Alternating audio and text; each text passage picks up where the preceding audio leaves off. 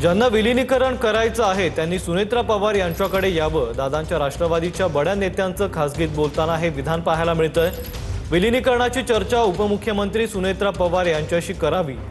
लोकशाही चर्चेला महत्त्व असतं, फक्त ती चर्चा एकांगी नसावी, असं मत आता एका नेत्यानं मांडलंय।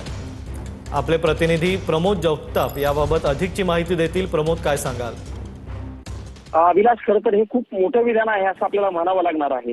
कारण अजित पवार यांच्या निधनानंतर दोन्ही राष्ट्रवादी काँग्रेस पक्षाचं विलिनीकरणाच्या चर्चा ज्या आहेत त्या थांबल्याचं बघायला मिळालेलं होतं। कारण चर्चा एकांगी होत होत्या अशा पद्धतीची भूमिका अजित पवार यांच्या पक्षातील अनेक नेत्यांकडून केली जात होती। पण असं असताना आज अजित पवार यांच्या पक्षाच्या एका मोठ्या नेत्यानं खासगीत दावा केलेला आहे की ज्यांना विलिनीकरण करायचं असेल किंवा विलिनीकरणाची चर्चा करायची असेल त्यांनी पक्षाचे जे आता सगळे सूत्र आम्ही ज्यांच्या हातात दिलेले आहेत त्या सुनेत्रा पवार यांच्याकडे यावे आणि त्यांच्यासोबतच विलिनीकरणाची चर्चा करावी, अशा पद्धतीचं विधान केल्यानं एक चर्चा जी आहे ती वेगळी सुरू झाल्याचं बघायला मिळालेलं आहे। पण असं असताना विलास, त्यांनी स्पष्टपणे केलेलं आहे की चर्चा ही फक्त एकांगी व्हायला नको। म्हणजे दादांच्या निधनानं गेल्याच्या नंतर ज्या काही चर्चा होत होत्या त्या चर्चा सगळ्या एकांगी होत होत्या। जर विलिनीकरणाची चर्चा करायची असेल तर ती चर्चा एकांगी नसावी, अशा पद्धतीची स्पष्ट भूमिका त्या नेत्यानं मांडल्याचं बघायला मिळालेलं आहे। धन्यवाद प्रमोद, तुम्ही दिलेल्या सविस्तर माहितीबद्दल।